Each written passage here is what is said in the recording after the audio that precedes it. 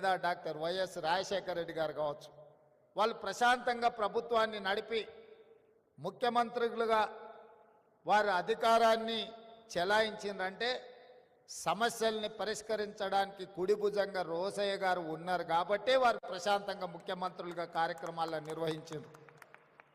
ఈరోజు తెలంగాణ శాసనసభలో రోసయ్య గారు లాంటి వ్యూహాత్మకంగా సమస్యల్ని పరిష్కరించగలిగిన సహచర నాయకులు లేకపోవడం కొట్టొచ్చిన లోటుగా కనిపిస్తుంది.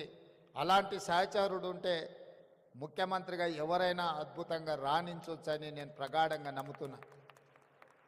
ఎందుకంటే ముఖ్యమంత్రిగా చదువుకొని రాకపోయినా గతం గురించి సంపూర్ణమైన అవగాహనతో భవిష్యత్తు ప్రణాళికలతో రోసయ్య గారు సిద్ధంగా కూర్చునేవాళ్ళు. అగ్గి బాణం వేస్తే ఇటువైపు నుంచి వానబాణం వేసి అగ్గిని ఆర్పే విధంగా ప్రతిపక్షాలు